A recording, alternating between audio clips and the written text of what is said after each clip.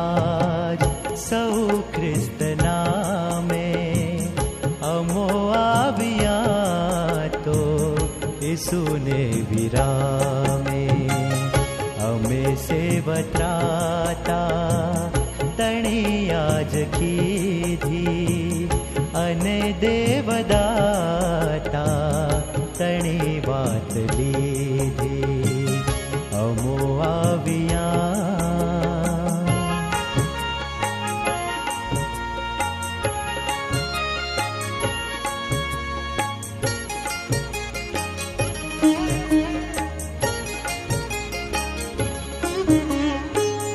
अमारा बधा पाप तो मान कीधा अने ख्रिस्त देवे बधा भूसी दीधा अमारा बधा पाप तो मान कीधा अने ख्रिस्त देवे बधा भूसी दीधा सदा शुद्ध आत्मा हवे ख्रिस्त देजो अने दर्द संधा यीशु ख्रिस्त लेजो अमो आविया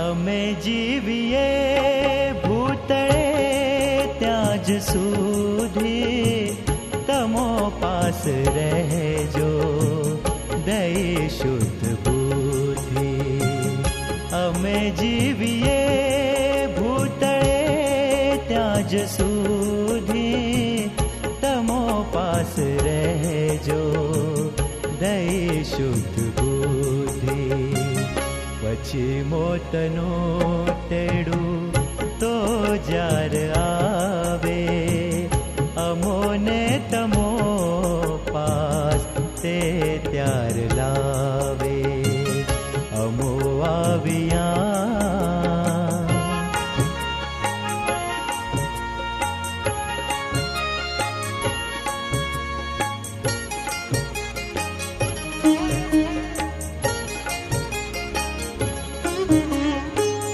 अमो तो तमोथी खरू सुख लईशु अने सर्वकाळे तमो पास रहीशु अमो तो तमोथी खरू सुख लईशु अने सर्वकाळे तमो पास रहीशु तमो छो अमारा खरा पाळनारा तमोने मुकीने अमो ना जनारा अमो आविया आज सौ ख्रिस्त नामे अमो आविया तो यीशु ने विरामे अमे से बत्राता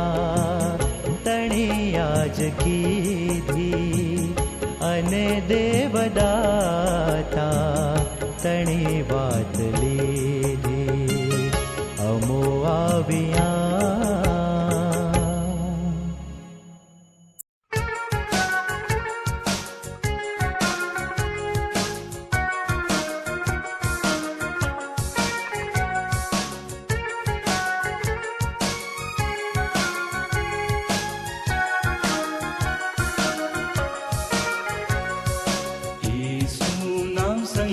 जजो हे सौ दुखीने लाचार તેથી આનંદને દિલાસો તમને મળશે રે અપાર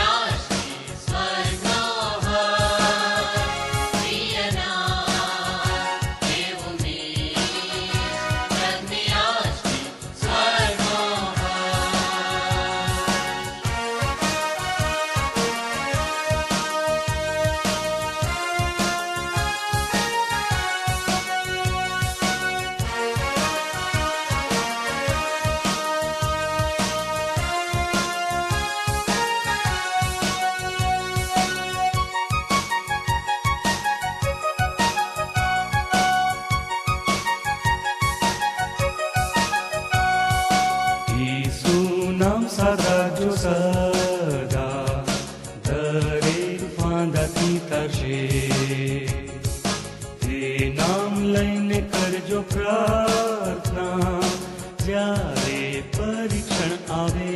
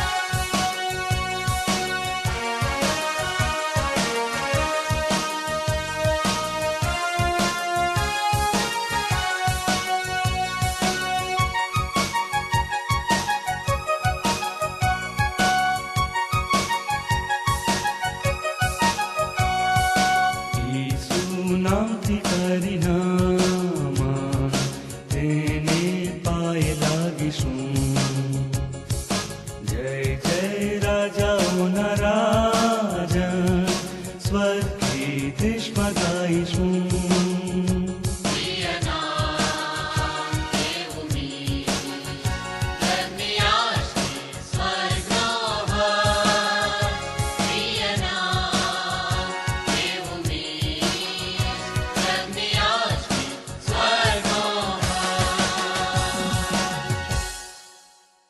પ્રભુ ઈસુ ખ્રિસ્તના નામમાં પ્રેમી સલામ અને આ સમયે ઈશ્વરનો આભાર માનું છું કે આ બાઇબલ સ્ટડી લેવાને માટે તક પૂરી પાડી સાથે સાથે ગુજરાત ડાયોસિસના માનવંત બિશપ સાહેબ રેવરન રાઇટ રેવરન સિલવાન ક્રિશ્ચન સાહેબ તેમનો આભાર તેમના આખી ટીમનો આભાર માનું છું કે તેમણે મારા પર વિશ્વાસ રાખીને આ બાઇબલ સ્ટડી લેવાને માટે મને તક પૂરી પાડી ઈશ્વર પિતાનો આભાર માનું છું અને તેના મોટા નામની સ્તુતિ કરું છું કારણ કે ગઈ 9મી એપ્રિલે કોરોનાનો હુમલો મારા પર થયો મારા પત્ની અને અમારા દીકરા પર અમે ત્રણ કોરોના પોઝિટિવ હતા અને 9મી એપ્રિલે જ્યારે કોરોના પોઝિટિવ હોવાને કારણે મારા પર પેરાલિસિસ એટેક લકવાનો હુમલો પણ થયો અને તે સમયથી પ્રભુએ મને સંભાળ્યો મારી દરેક બાબતોમાં મારી આર્થિક પરિસ્થિતિમાં મારી સામાજિક પરિસ્થિતિમાં અને અમારી કૌટુંબિક વ્યવસ્થામાં પણ પ્રભુએ કૃપા પૂરી પાડી ઈશ્વરનો આભાર માનું છું કે પ્રભુની કૃપાથી હું લગભગ 40 દિવસમાં જોબ પર જતો થઈ શક્યો પ્રભુની કૃપા છે પ્રભુનો આશીર્વાદ છે સાથે સાથે પ્રભુની સેવાને માટે પ્રભુએ મારો ઉપયોગ કર્યો આજના દિવસે પણ ઉપયોગ કર્યો અને આજે બાઇબલ સ્ટડી લેવાને માટે પણ કૃપા પૂરી પાડી ઈશ્વર પિતાનો આભાર માનું છું અને પ્રભુના નામને મહિમા આપું છું ઘણા લોકોએ મારા માટે પ્રાર્થના કરી આર્થિક લેવલથી અને મંદિર લેવલથી અને મિત્રોએ બધાએ મારા માટે પ્રાર્થના કરી અને એ પ્રાર્થનાનું ફળ આજે હું બાઇબલ સ્ટડી પણ લઈ શક્યો છું એ પ્રાર્થનાનું ફળ છે એ પ્રાર્થનાનો પ્રત્યુત્તર છે જે શાસ્ત્રપાઠ આપણે વાંચવાના છે તે આપણે શીખવાના છે તે લોકની લખેલી સુવાર્તા તેનો 5મો અધ્યાય અને તેની 12મી કલમથી લઈને 16મી કલમ સુધી અને હું તમારા માટે વાંચું છું.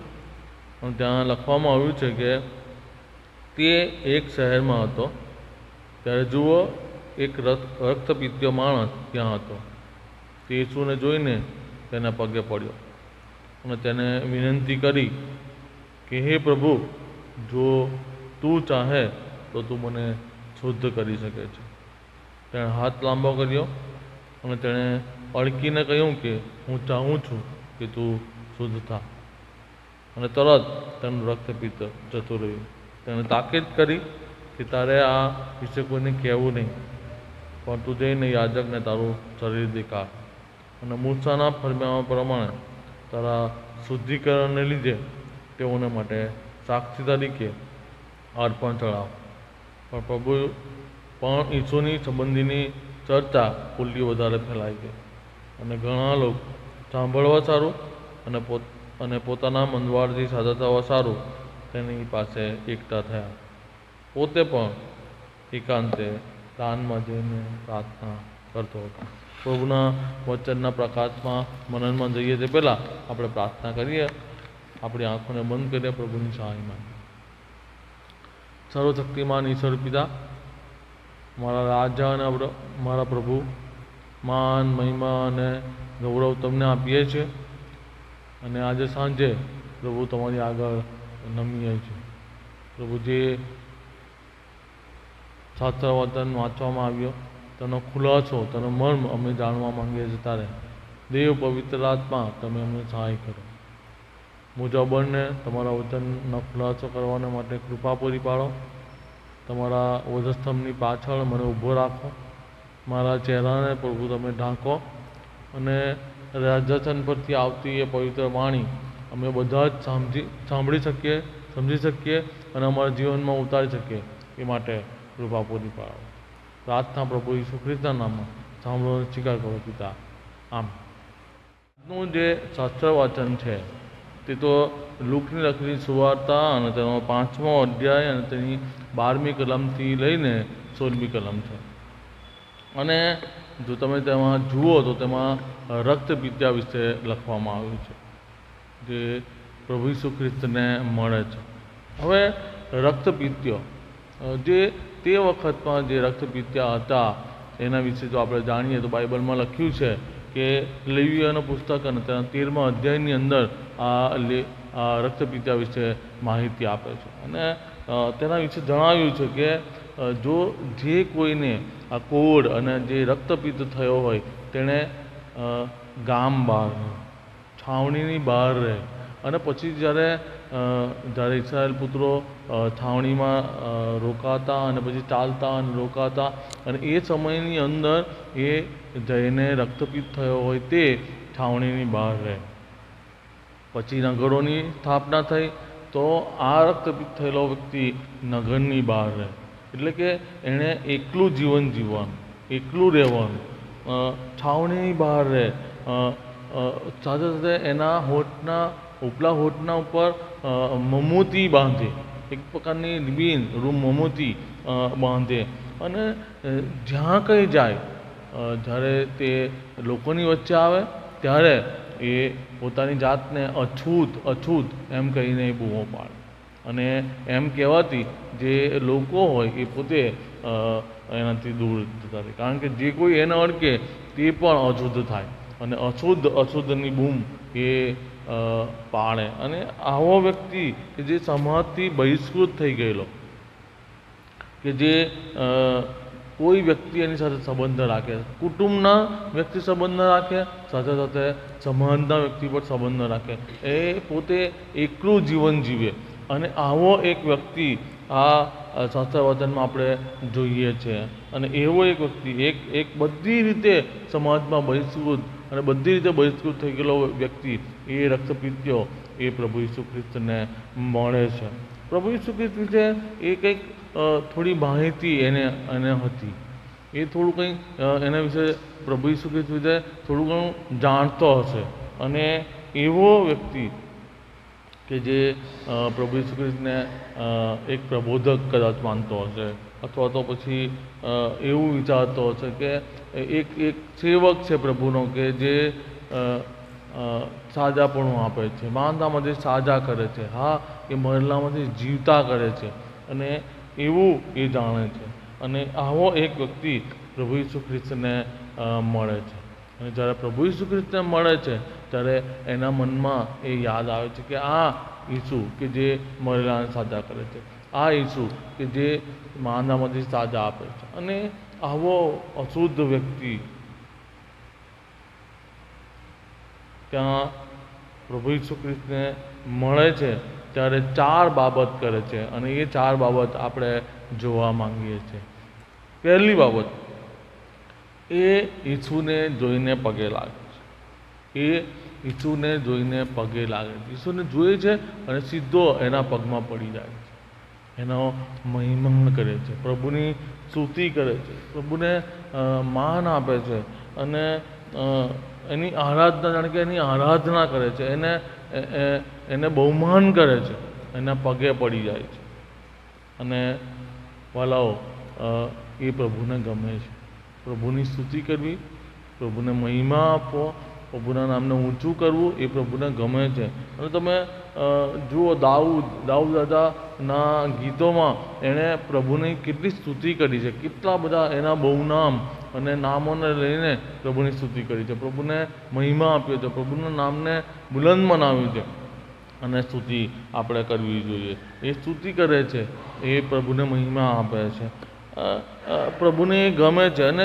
અને યશાયા અને 43મા અધ્યાયના 21મી કલમમાં એમ કહે છે કે આ મારા લોક છે અને એ મારી સ્તુતિ કરશે. પ્રભુએ આપણને ઉત્પન્ન જ એટલા માટે કર્યા છે કે આપણે એની સ્તુતિ કરીએ, આપણે ઈશ્વરને મહિમા આપીએ, આપણે ઈશ્વરને માન આપીએ. પણ આજે આપણે પ્રભુની સ્તુતિ કેટલી કરીએ છીએ? આપણે પ્રભુની આરાધના કેટલી કરીએ છીએ? પ્રભુની સ્તુતો ગાઈએ છીએ ખરા? આપણે પ્રભુને માન આપીએ છીએ ખરા? આપણી પ્રાર્થનાઓમાં આરાધનાના કેટલા શબ્દો? આપણી પ્રાર્થનામાં પ્રભુને પ્રભુના મહિમાના અર્થે કેટલા શબ્દો આપણે વાપરીએ છીએ? પ્રભુના નામનો કેટલો મહિમા કરીએ છીએ, કેટલા ઊંચું પ્રભુના નામને બનાવીએ છીએ? આપણે વિચારવાની જરૂર છે. આ રક્તપિત્તીઓ એ પ્રભુની આરાધના કરે છે, પ્રભુને મહિમા આપે છે. આપણી પ્રાર્થનાઓમાં આજે આપણે જોઈએ છીએ બહુ આપણે પ્રભુને મહિમા આપવાના માટે બહુ ઢીલા છે. પ્રભુના નામને ઊંચું કરવાના માટે આપણે બહુ ઢીલા પડીએ છીએ. રક્તપિત્તીઓ પ્રભુની આરાધના કરે છે. ત્યારબાદ બીજી બાબત જો આપણે જોઈએ તો એ આરાધના કર્યા પછીથી કહે છે કે તેને વિનંતી કરી, કહે છે કે વિનંતી કરી, એને પ્રાર્થના કરે છે, પ્રભુને કાલાવાલા કરે છે, પ્રભુની પાસે માંગે છે. અને આપણે માંગીએ છીએ ખરા? આપણે માંગીએ છીએ ખરા? પ્રાર્થનામાં આપણે માંગીએ છીએ, પણ આપણા કાલાવાલાની સાથે આપણે પ્રભુને મહિમા આપીએ એ પણ જરૂરી છે. પ્રભુની સ્તુતિ કરીએ એ બી જરૂરી છે. અને પ્રભુની સ્તુતિ આપણે કરતા નથી, આપણે ઢીલા પડીએ છીએ. પ્રભુ આપણી સ્તુતિ આરાધના પર આધાર રાખે છે. આપણે કેટલી બધી વખત પ્રભુની સ્તુતિને આરાધનાના પાછળ આપણે આશીર્વાદો ગુમાવીએ છીએ. અને એ રક્તપિત્તીઓ પ્રભુની પાસે માંગે છે, પ્રાર્થના કરે છે. પ્રભુનું વચન માથી 7 અને 7માં કહે છે કે માંગો, હે ને, માંગો તો તમને મળશે. અને ઈશ્વર એ સાંભળનાર ઈશ્વર છે. પ્રભુ કહે છે કે પ્રભુ ઈસુ ખ્રિસ્ત કહે છે કે તમે મારા નામે કશું માંગ્યું નથી, તમારો વિશ્વાસ વધે માટે માંગો. અને માટે આપણે માંગવું જોઈએ, આપણે માંગવું જોઈએ. આપણો ઈશ્વર જોડે પિતાનો સંબંધ છે, અને બાળક પિતા પાસે માંગે એનો અધિકાર છે. અને આપણે અધિકારથી પ્રભુની પાસે માંગીએ. આપણે કાલાવાલા સાથે, આપણે આંસુ સાથે પ્રભુની પાસે માંગી શકીએ છીએ. આપણે માંગવું જોઈએ. અને આપણે પ્રભુની પાસે માંગીએ છીએ ત્યારે પ્રભુ એ સાંભળનારી છે. પ્રભુની સામે આપણે કાલાવાલા કરીએ છીએ ત્યારે એ સાંભળે છે, કારણ કે આપણો ઈશ્વર એ જીવતો ઈશ્વર છે. આપણો ઈશ્વર એ સાંભળે છે. અને આપણા માટે કરે છે, અને એવો ઈશ્વર આપણી પ્રાર્થના પર કાન ધરે છે. એનો કાન જ્યારે મંદ પડી ગયો, આપણે જ્યારે પ્રાર્થના કરીએ છીએ, તેની પાછળ પ્રાર્થના લઈને જઈએ છીએ, ત્યારે એ આપણને કાઢી મૂકતો નથી, પણ આપણી પ્રાર્થના પર કાન દઈને એ પ્રાર્થનાનો પ્રત્યુત્તર આપે છે. અને જે કોઈ વ્યક્તિ એને વિનંતી કરે છે, એ વિનંતીને માન આપે છે, એ વિનંતી પર કાન ધરે છે. જ્યારે પણ કોઈ વ્યક્તિ પ્રાર્થના કરે છે, જ્યારે એ પોતાનું બાળક જ્યારે એની આગળ કાલાવાલા કરે છે, ત્યારે એ પ્રાર્થનાને સાંભળે છે. એના સમયની સંપૂર્ણતાએ એ પ્રાર્થનાનો જવાબ અચૂક આપે છે, અને એ પ્રાર્થના કરવાને માટે પ્રભુ આપણને કહે છે કે પ્રાર્થના કરો. પ્રભુ કહે છે કે સર્વદા પ્રાર્થના કરવી જોઈએ, અને કાયર થવું નહીં. આપણે પ્રાર્થના કરતા. પ્રાર્થનાનું જીવન એ બહુ જ અગત્યનું જીવન છે. પ્રાર્થનાનું જીવન એ જીવનોને બદલનારું જીવન છે, પણ આપણે પ્રાર્થનામાં માંગતા નથી. આ કોળીઓ એ પ્રાર્થના કરે છે, પ્રભુને વિનંતી કરે છે, પ્રભુની આગળ કાલાવાલા કરે છે. અને ત્રીજી બાબત કે એ કાલાવાલા કેવા, એ પ્રાર્થના કેવી કરે છે તે આપણે જોઈએ. અને ત્રીજી બાબત છે તે ઈશ્વરની ઈચ્છાને શોધે છે. ઈશ્વરની ઈચ્છાને શોધે છે. એ કહે છે તું ચાહે તો. બાઇબલમાં લખ્યું છે કે તું ચાહે તો, હે ને. આપણે પ્રભુની ઈચ્છાને શોધવી જોઈએ. આપણે હંમેશા મારી લાગણી, મારી માંગણી, મારી જરૂરિયાત એ બધી બાબતો છે જ, પણ સાથે ઈશ્વરની ઈચ્છા શી છે એ આપણે શોધવી જોઈએ. એ પ્રભુ શું ઈચ્છા રાખે છે, મારા જીવનમાં પ્રભુની શી ઈચ્છા છે, એ બહુ જરૂરી છે. અને પ્રભુની ઈચ્છાને આપણે જ્યારે પૂરી કરીએ છીએ, તેના માટે આપણા જીવન માટે તેના આયોજન છે, હે ને. બાઇબલમાં લખ્યું છે, યર્મિયા 29 અને 12 આપણે જોઈ શકીએ છીએ. બાઇબલમાં 29 અને 11 અને કહે છે કે કેમ કે જે ઈરાદા હું તમારા વિશે રાખું છું તેઓને હું જાણું છું, એવું યહોવા કહે છે. અને એ ઈરાદા ભવિષ્યમાં તમને આશા આપવા માટે વિપત્તિને લગતા નહીં, પણ શાંતિને લગતા છે. પ્રભુના આપણા જીવનને માટે આયોજન છે. આપણે જાણતા નથી હોતા. પ્રભુની ઈચ્છા જ્યારે શોધીએ છીએ ત્યારે એને ફૂલફિલ કરીએ છીએ. આ વ્યક્તિ એ પ્રભુની ઈચ્છા ને આધીન થાય છે. આપણે પ્રભુની ઈચ્છામાં શોધવામાં પાછા પડીએ છીએ. ઘણી બધી વખત ઈશ્વરની ઈચ્છા નહીં શોધવાને કારણે આપણે એ આશીર્વાદો ગુમાવીએ છીએ. પ્રભુ પાસે આપણા બધા આયોજન છે, અને પણ આપણે ઈશ્વરની આગળ ઈશ્વરની ઈચ્છાને આધીન થવાની જરૂર છે. ઈશ્વરની ઈચ્છાને આધીન થવાની જરૂર છે, અને ઈશ્વરની ઈચ્છાને આધીન થયા છે. આ રક્તપીતીઓ ઈશ્વરની ઈચ્છાને આધીન થયો એટલું જ નહીં, પણ ચોથી બાબત આપણે તેની આગળ જોઈએ છે તો તે છે કે તેણે પ્રભુ પર વિશ્વાસ કર્યો. પ્રભુ પર વિશ્વાસ મૂક્યો. તેણે કહ્યું તું કરી શકે છે. જો ચોથી બાબતમાં તું મને શુદ્ધ કરી શકે છે. જો તું ચાહે તો તું મને શુદ્ધ કરી શકે છે, હે ને. તું મને સાજો કરી શકે છે. તું મને આ મુશ્કેલીમાંથી બહાર લાવી શકે છે. તું મારા પ્રશ્નનો હલ લાવી શકે છે. મારા પ્રશ્નનો જવાબ તું આપી શકે છે. તું મને બચાવી શકે છે. પ્રભુ પર આપણે વિશ્વાસ રાખવાની જરૂર છે. આપણો ઈશ્વર એ સર્વશક્તિમાન ઈશ્વર છે. આપણો સર્વસમર્થ દેવ છે. અને યર્મિયા 32 અને 26 પૂછે છે કે હું યહોવા મને કંઈ કામ અશક્ય હોઈ શકે? ઈશ્વરને કોઈ પણ કામ અશક્ય ના હોઈ શકે. ઈશ્વર સર્વ શક્ય કરનાર ઈશ્વર છે. ઈશ્વર સર્વ સમર્થ ઈશ્વર છે. અને એ ઈશ્વર આપણો એ સનાતન દેવ આપણા પર આપણા વિશ્વાસ પર પણ આધાર રાખે છે. આપણે કેટલો વિશ્વાસ, બાઇબલમાં લખ્યું છે, જો તું રાઈના દાણાનો વિશ્વાસ રાખે અને જો તું આ પર્વતને કે ઉખેડા અને સમુદ્રમાં જઈને નંખાઈ જા તો તે નંખાશે. એ વિશ્વાસ રાખવાની જરૂર છે. અને બાઇબલ એ આપણને વિશ્વાસ છે કેટલું બધું શીખવે છે. વિશ્વાસના સૂર્યો કે જે લોકોને ઇબ્રાહિમને વિશ્વાસીઓનો પિતા કહેવામાં આવ્યો, કારણ કે એણે પ્રભુ પર વિશ્વાસ રાખ્યો.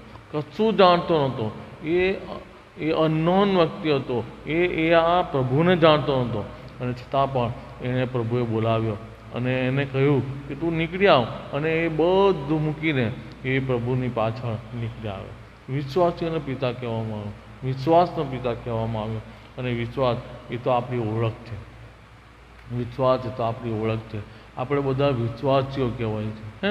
વિશ્વાસીઓ, આપણે વિશ્વાસીઓનું ટોળું છે. આપણે મંડળી તરીકે પણ વિશ્વાસીઓનું ટોળું છે, અને આપણે વિશ્વાસના બાળકો છે. આપણે બધાએ એ પ્રભુ પર વિશ્વાસ રાખવો જોઈએ. એ વિશ્વાસ કે પ્રભુ એ સર્વશક્ય કરનારી છે. પ્રભુ જે કરે છે એ સારું કરે છે. પ્રભુ એ મારા માટે કરનાર ઈશ્વર છે. અને જ્યારે દેવ પર વિશ્વાસ રાખે છે, સનાતન પર, દેવ પર આપણો કેટલો વિશ્વાસ છે. આજના સમયમાં આપણે પોતાના આયોજનો પર આધાર રાખીએ છીએ. મારી બુદ્ધિ, મારું જ્ઞાન, મારી આવડત, મારા કૌશલ્ય પર આધાર રાખીએ છીએ. આપણે બીજાઓ પર આધાર રાખીએ છીએ. બીજાઓને આપણે અગત્યના ગણીએ છીએ, પણ આપણો વિશ્વાસ પ્રભુ પર નથી.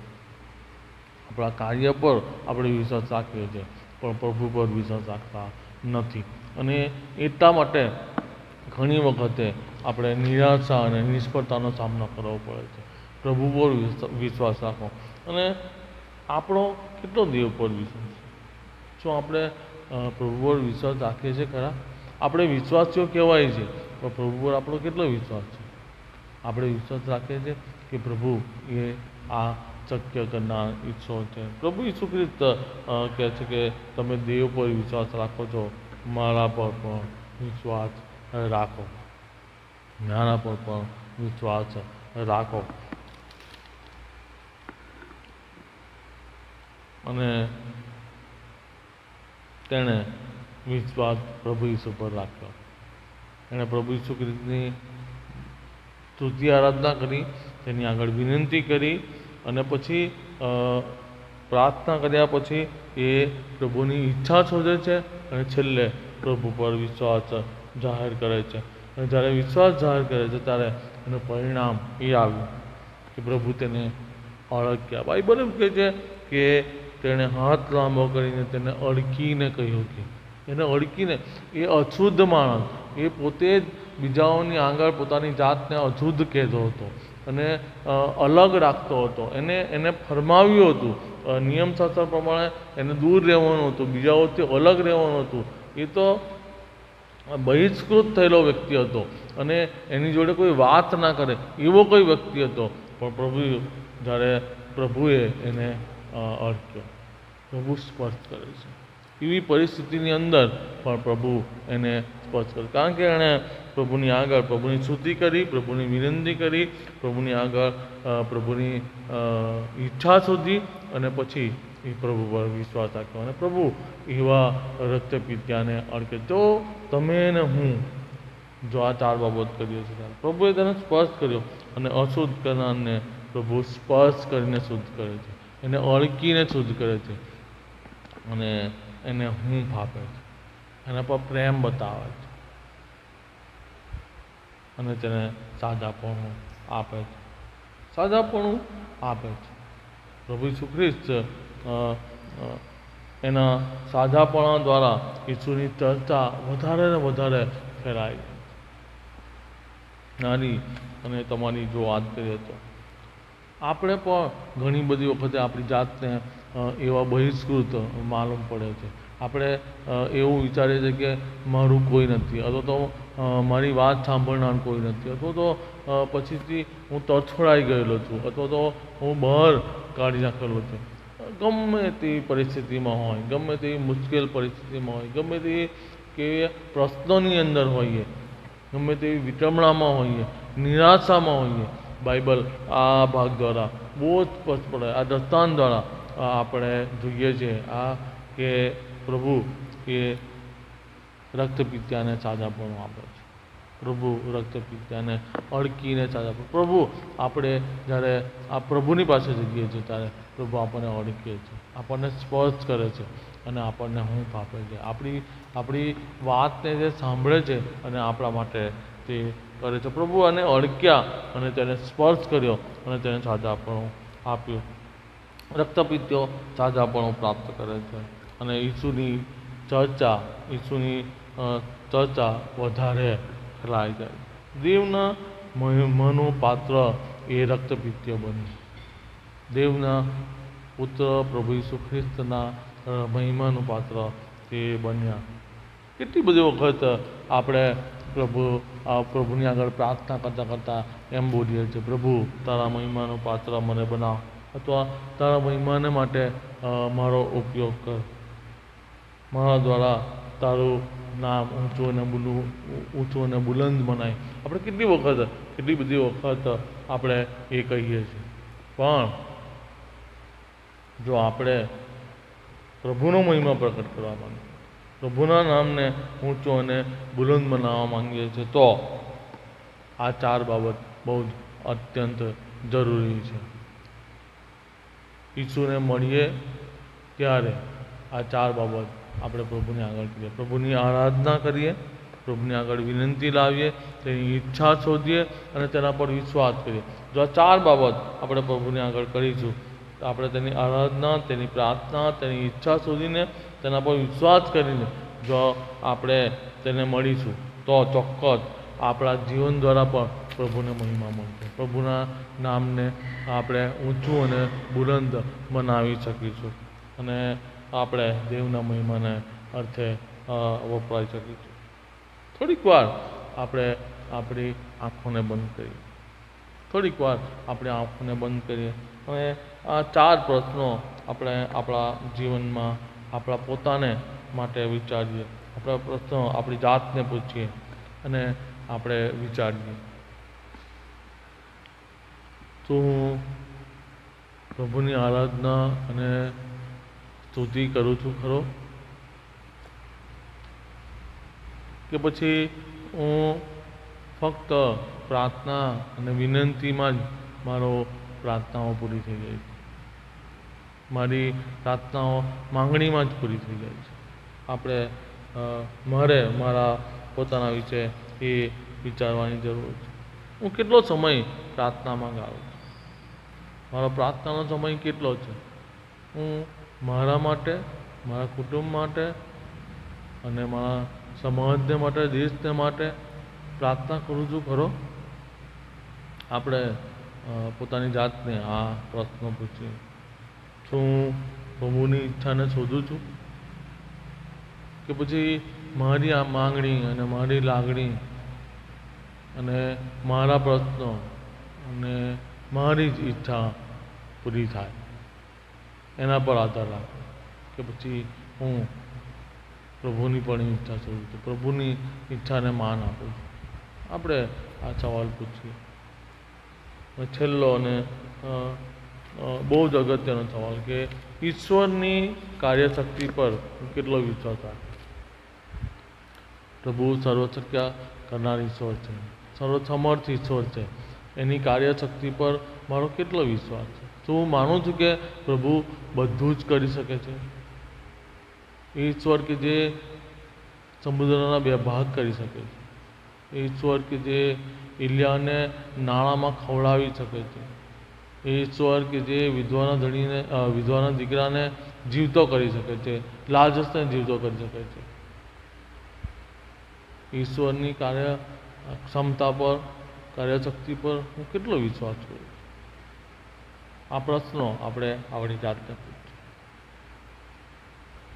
અને જો આ બાબતમાં આપણે ઉણપ માલુમ પડે છે, જો ઓછા માલુમ પડે છે, તો આવો પ્રાર્થના કરીએ.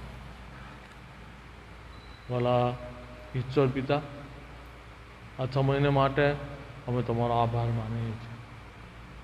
રક્તપિત્યાના તમારા મળવાના આ પ્રસંગને અમે જ્યારે શીખ્યા ત્યારે પ્રભુ એ ચોક્કસપણે અમે માન્યું અને સ્વીકાર્યું કે તમારી પાસે આવવાથી, તમારી સ્તુતિ આરાધના કરવાથી, તમારો મહિમા કરવાથી, તમારી પ્રાર્થના કરવાથી, તમારી ઈચ્છા શોધવાથી અને તમારા પર વિશ્વાસ રાખવાથી અમે તમારો મહિમા કરી શકીએ છીએ.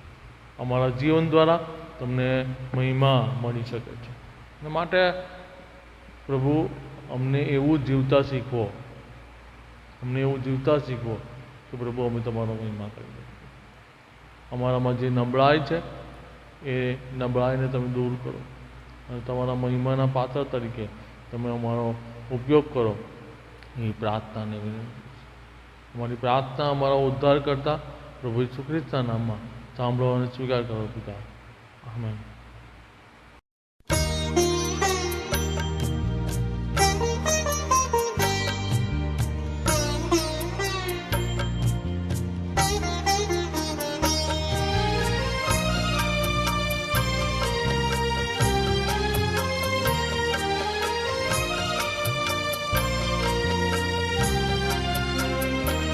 जीवतो जो रहूं ख्रिस्त काजे रहूं, जो मरूं तो घणो लाभ मानूं, जो मरूं तो घणो लाभ मानूं.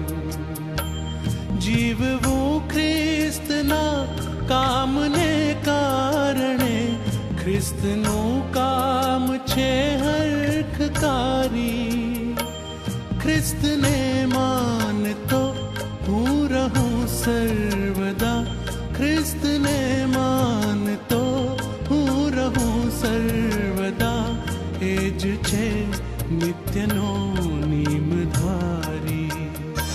जीवतो जो रहूं ख्रिस्त काजे रहूं, जो मरूं तो घणो लाभ मानूं, जो मरूं तो घणो लाभ मानूं.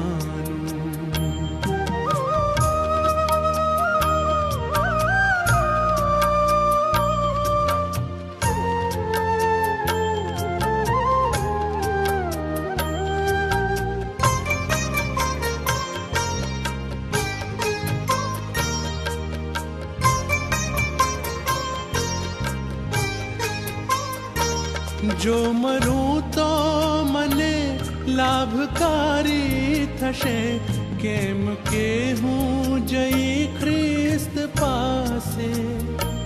नित्यना जीवनो ताज ले धरूं, नित्यना जीवनो ताज ले धरूं. संतना संगमा स्वर्गवासे. जीवतो जो रहूं ख्रिस्त काजे रहूं, जो मरूं तो घणो लाभ मानूं, जो मरूं तो घणो लाभ मानूं.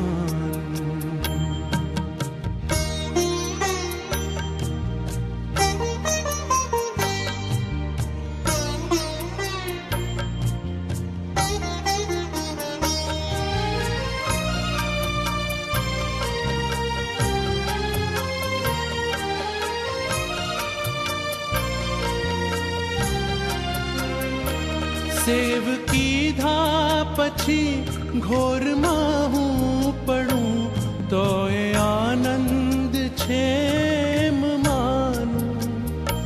केम के ख्रिस्त मा आश मारी घणी, केम के ख्रिस्त मा आश मारी घणी. जीव तो राखशे एम जाणूं.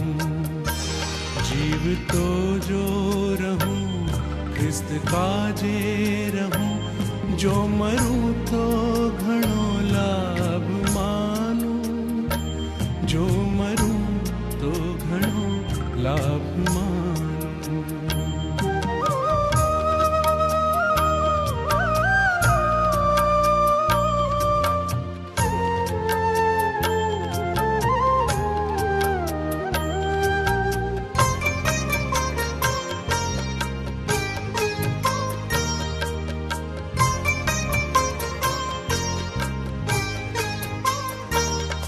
મોતનો હું નથી, ખ્રિસ્તનો છું સદા. ખ્રિસ્ત ઈસુ મને નિત્ય રક્ષે. ઘોરથી ઉઠ્યો હું તણો દેવ જે, ઘોરથી ઉઠ્યો હું તણો દેવ જે. તેજ ઉઠાડતા જીવ બક્ષે. जीव तो जो रहूं ख्रिस्त काजे रहूं, जो मरूं तो घणो लाभ मानूं, जो मरूं तो घणो लाभ मानूं.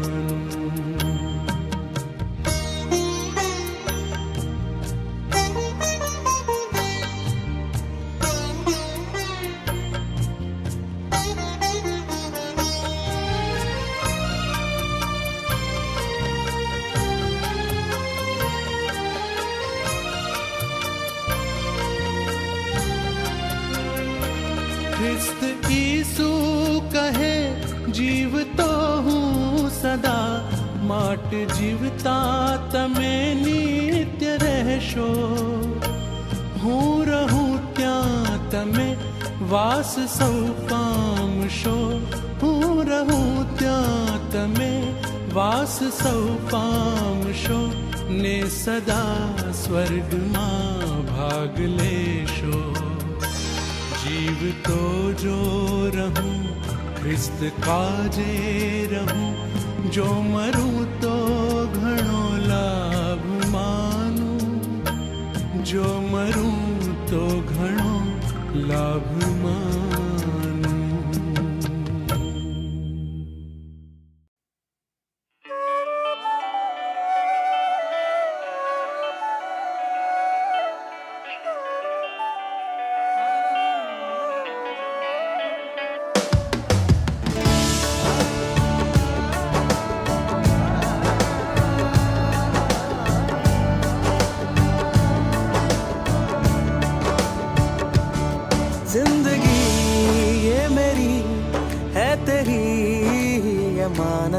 जब तलक सांस है मैं करूं तेरी इबादत.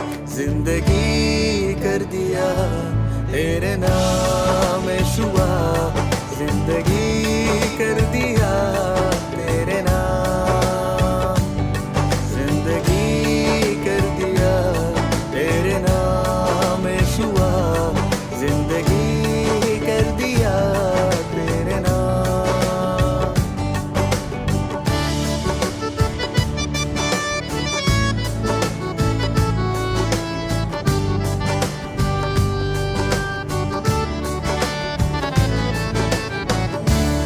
जा रहा था गुमनामियों में, ना थी कोई जिंदगी ये मेरी. वीरानियाँ थी, तन्हाइयाँ थी, मुश्किल में थी जिंदगी ये मेरी. तू जो मिला है ऐसे मसीहा, जैसे मिली रोशनी. तू जो मिला है ऐसे मसीहा, जैसे मिली रोशनी. रोशनी जिंदगी ये मेरी है तेरी अमानत. जब तलक सांस है मैं करूं तेरी इबादत. जिंदगी कर दिया तेरे नाम यहोवा, जिंदगी कर दिया तेरे नाम. जिंदगी कर दिया तेरे नाम यहोवा, जिंदगी कर दिया तेरे नाम.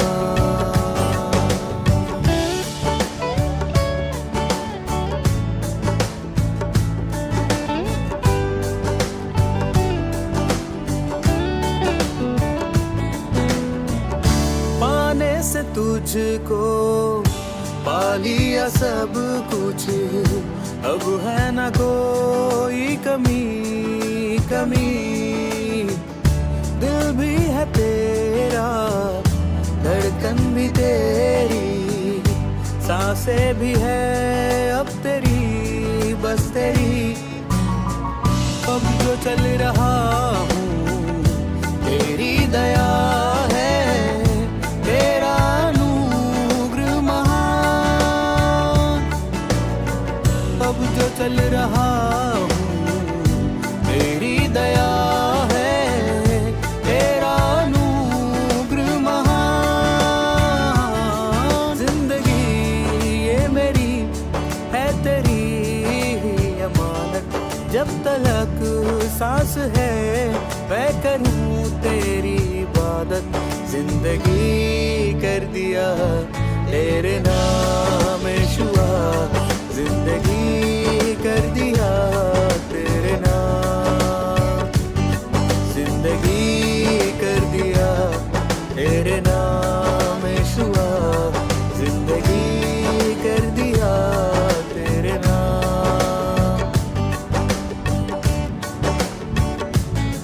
मेरा आगाज तू है, मेरा अंजाम तू है, तू मेरा रहनुमा, मेरा रहबर भी तू है, मेरा जीना भी तू है और मरना भी तू है, मेरे सांसों का चलना भी बस तू ही तू है, हाँ बस तू ही तू है।